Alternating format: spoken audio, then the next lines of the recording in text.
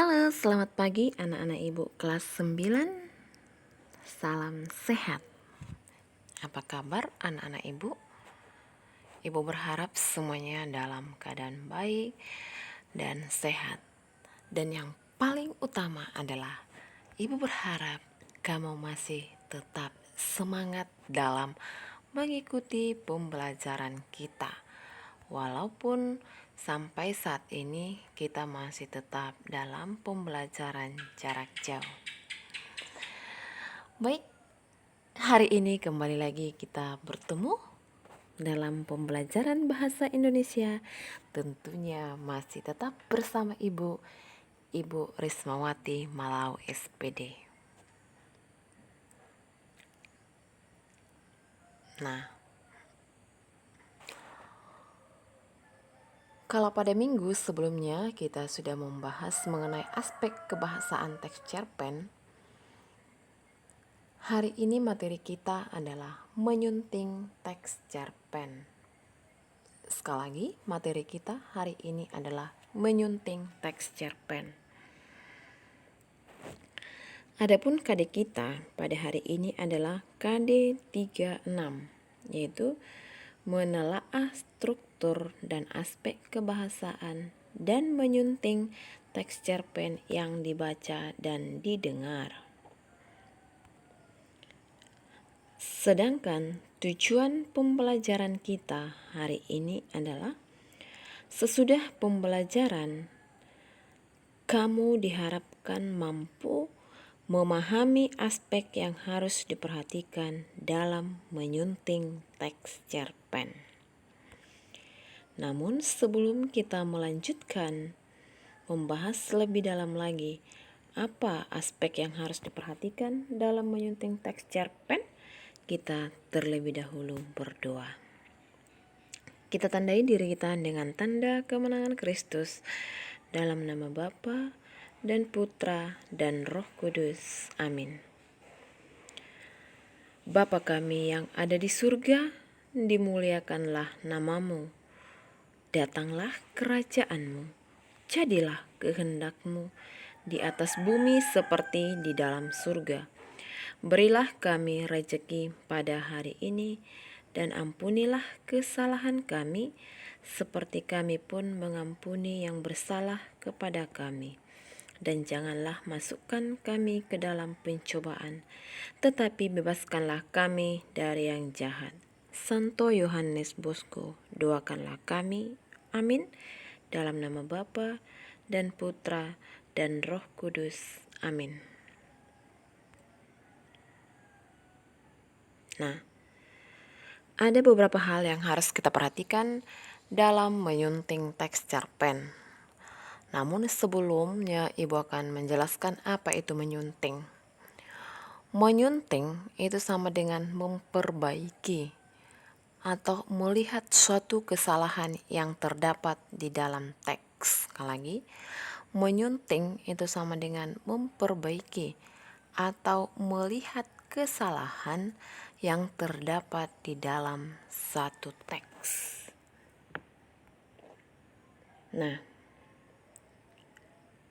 itu tadi pengertian dari menyunting. Nah, ada beberapa hal yang harus diperhatikan dalam menyunting teks cerpen. Yang pertama itu ada ejaan. Ejaan.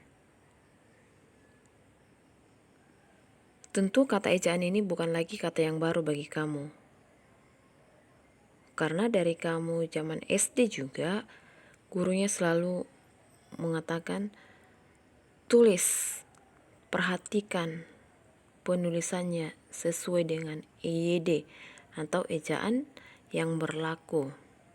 Ya. Tetapi sekarang sudah EYD itu sudah diganti dengan istilah PUEB. PUEB yaitu Pedoman Umum Ejaan Bahasa Indonesia. Sama saja sih EYD dengan PUEB, ya.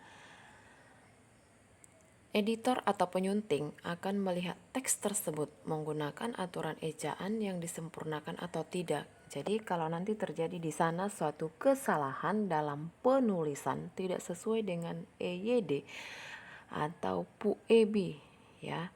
PUEB tadi katakan Pedoman Umum Ejaan Bahasa Indonesia. Ya, itu akan disunting. Jadi sebelum teks itu dipublikasikan, ya, sebelum teks cerpen itu dipublikasikan, artinya dimuat di dalam buku, media cetak seperti koran, majalah, ya, itu harus disunting terlebih dahulu, disunting, jadi diperbaiki, dilihat kesalahan. Ada editor, ada orang yang mengedit, ya. Sesudah ditulis oleh si penulis itu akan disampaikan ke editor, orang yang mengedit. Tetapi kalau misalnya itu kita sendiri juga bisa mengedit, ya. Sebelum kita publikasikan, diedit dulu. Sebagai contoh dalam penulisan ejaan ini yang salah, mentiup itu merupakan kata yang imbuhannya salah. Mentiup, ya, mentiup itu merupakan, ya, kata yang imbuhannya salah. Dalam aturan imbuhan ya, jika me bertemu dengan huruf T, sekali lagi, dalam aturan imbuhan, jika me bertemu dengan huruf T, maka T menjadi hilang. Sekali lagi, dalam aturan imbuhan, ya, dalam aturan imbuhan, jika me, kan ada imbuhan me, yaitu awalan, kan? Imbuhan itu kan ada awalan, sisipan, akhiran. Nah, ini awalan, itu me. Jika me, awalan me tadi bertemu dengan huruf T, maka T menjadi hilang. Dilesapkan artinya. Kan mentiup itu bentuk dasarnya tiup, tapi menggunakan imbuhan me. Sekali lagi, ya, mentiup bentuk dasarnya itu adalah tiup. Dia bertemu dengan awalan me, bukan men, ya. Tetapi kenapa Bu menjadi meniup nanti, ya? Karena tadi ada aturannya. Jika me bertemu dengan huruf T, maka T menjadi hilang, sehingga kata mentiup disunting menjadi meniup. Paham? Ya. Sekali lagi, mentiup bentuk dasar sama dengan kata dasar. Bentuk dasarnya itu adalah tiup, ya. Dan dia menggunakan awalan me. Imbuhan yang digunakan di sana kan adalah awalan me, kan? Harusnya Ibu jadi metiup. Kenapa ini menjadi meniup? Tadi ada aturannya, jika imbuhan me bertemu dengan huruf T, maka T menjadi hilang, sehingga kata mentiup disunting menjadi meniup. Nah, itu dia. Yang kedua, tanda baca. Tanda baca. Penggunaan tanda baca juga sering salah dalam penulisan suatu teks. Bukan hanya dalam penulisan suatu teks, ya. Ketika Ibu menyuruh kamu juga untuk menulis kalimat, kamu sering juga menggunakan tanda baca yang salah. Maka kalau dalam pertemuan tatap muka, kalau Ibu memberikan tugas, banyak tugas yang Ibu buat bulat-bulat, Ibu gak buat tanda-tanda lah di sana gitu kan. Itu menandakan bahwa itu terjadi suatu kesalahan dalam penggunaan tanda baca. Baru di sampingnya itu kan biasanya Ibu buat tanda panah, Ibu buat yang benarnya, ya. Penggunaan tanda baca seperti tanda titik, tanda koma, tanda petik harus memiliki ketepatan. Ya, ketepatan. Misalnya, ini penulisan gelar. SPD itu kan gelar. Contoh, Rismawati Malau SPD. Penulisannya itu salah karena tidak sesuai dengan EYD atau PUIB tadi. Biasanya setelah nama itu menggunakan tanda baca koma. Jadi artinya antara Rismawati Malau dengan SPD itulah gelar. Ya, Ibu berikan dulu tanda baca koma. Lalu S di situ menggunakan huruf kapital, bukan huruf besar ya, huruf kapital. S menggunakan huruf kapital, lalu ada tanda baca titik, lalu P itu huruf kapital, lalu D itu huruf kecil. Jadi itulah penggunaan tanda baca yang salah tadi, ya. Jadi antara Rismawati Malau, di antara Malau dengan gelar yaitu SPD harus ada dulu tanda baca koma. Lalu S di situ harus huruf kapital, lalu tanda baca titik, lalu P-nya juga huruf kapital, lalu D. Itu dia. Yang berikutnya, diksi. Diksi sama dengan pilihan kata. Pemilihan kata atau diksi juga harus diperhatikan, mengingat jenis tulisan yang sifatnya formal atau tidak. Nah, jadi dalam cerpen itu bisa kita menggunakan bahasa yang formal atau resmi, bisa juga yang tidak, tetapi harus diperhatikan juga pemilihan katanya, diksinya. Ya, tentunya di sana kita banyak menggunakan pilihan kata yang menggunakan kata yang tidak formal. Jadi dalam penulisan cerpen itu kan tidak dituntut harus semua menggunakan bahasa yang formal. Tahu kan bahasa formal dan tidak formal. Kalau kamu menulis surat izin misalnya ke sekolah, itu harus menggunakan bahasa ataupun kata yang formal. Tetapi kalau dalam cerpen tidak semuanya harus menggunakan bahasa yang formal, bisa juga bahasa yang tidak formal, ya. Tapi bukan tertutup kemungkinan ada di sana bahasa yang formal. Jadi pemilihan kata atau diksinya juga harus diperhatikan.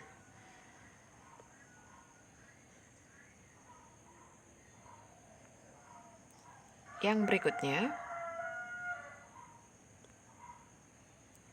kalimat. Nah, ini menyangkut keefektifan sebuah kalimat. Keefektifan kalimat seperti susunan SPOK. Keefektifan kalimat seperti susunan SPOK. Subjek, predikat, objek, keterangan. Ini adalah unsur-unsur kalimat. Ya kan? Keefektifan kalimat seperti susunan ataupun unsur-unsur kalimat, subjek, predikat, objek, keterangan harus diperhatikan. Ya.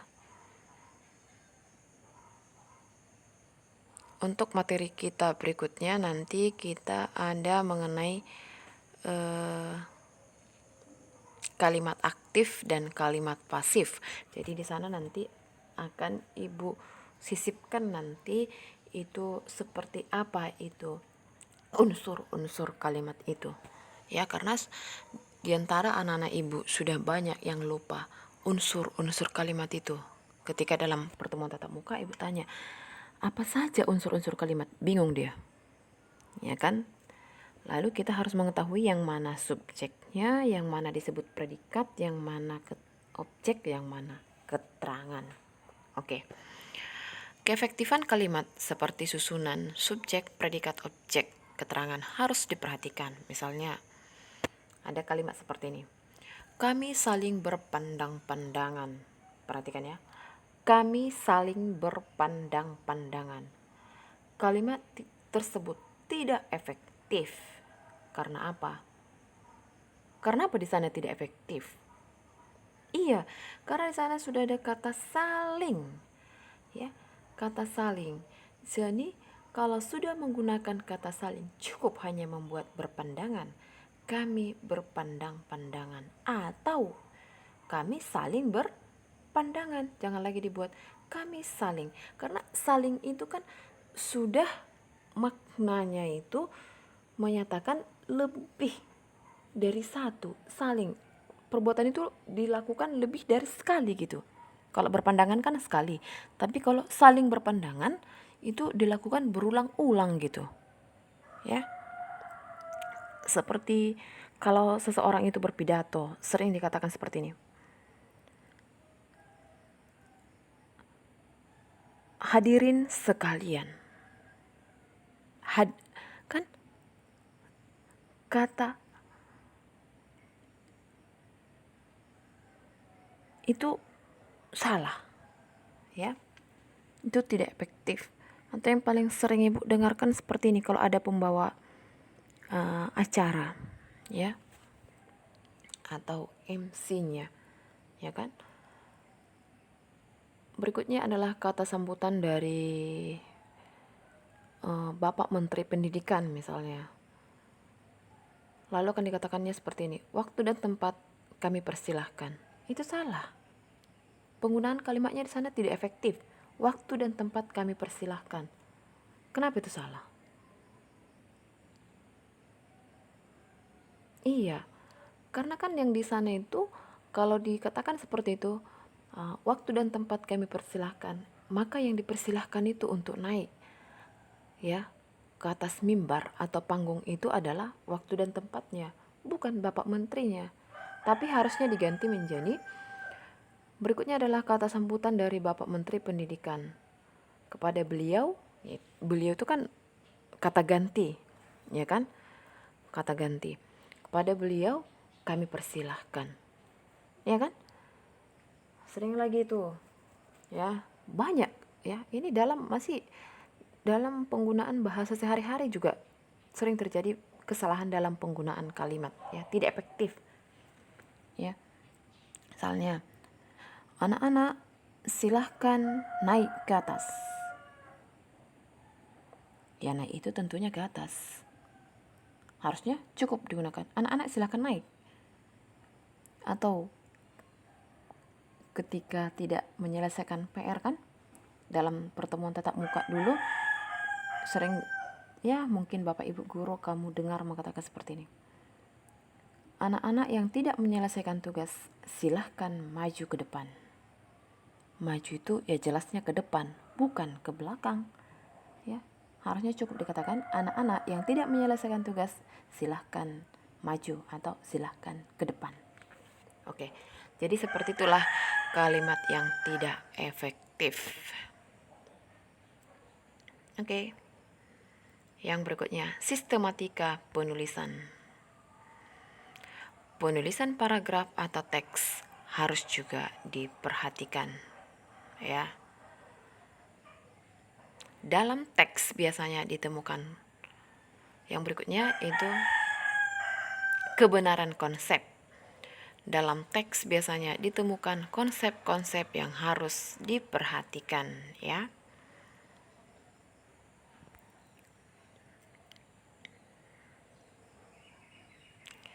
Nah, yang berikutnya kepaduan antar kalimat. Kepaduan antar kalimat harus diperhatikan antara kalimat yang satu dengan kalimat yang artinya nyambung atau tidak. Seperti itu dia. Disinilah ada istilah kohesi. Antara kalimat yang satu dengan kalimat yang berikutnya harus padu, harus nyambung. Dan koheren antara paragraf yang satu dengan paragraf berikutnya harus nyambung. Jangan kalimat yang pertama di situ dibuat virus corona yang sampai saat ini belum juga selesai dari Indonesia sangat meresahkan masyarakat. Itu kalimat yang pertama. Baru dibuat kalimat yang kedua. Harga cabai yang sekarang melonjak itu kan tidak nyambung, ya. Tetapi virus corona yang sampai saat ini belum juga, ya, berakhir dari Indonesia sehingga meresahkan masyarakat. Itu Itu kalimat yang pertama, baru buat kalimat yang berikutnya. Untuk itu, ya diharapkan ya tanggung jawab dari seluruh masyarakat untuk memerangi virus corona. Kan itu masih ada kaitannya seperti itu, Diana.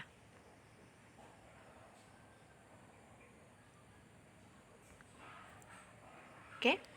Demikian aspek yang harus diperhatikan dalam menyunting tekstur pen. Jadi itu kamu perhatikan.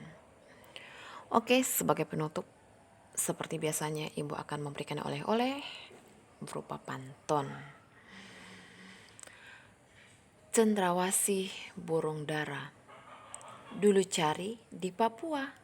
Sekian, terima kasih. Semoga bermanfaat untuk semua. Di perbukitan bunga mekar, di pedesaan sawah luas. Untuk perhatian kamu, Ibu ucapkan terima kasih. Untuk kesalahan, Ibu mohon maaf. Sekali lagi, di perbukitan bunga mekar, di pedesaan sawah luas. Untuk perhatian kamu, Ibu ucapkan terima kasih. Untuk kesalahan Ibu mohon maaf. Thank you. Terima kasih. Salam sehat. Tetap jaga kesehatan dengan mengikuti protokol kesehatan.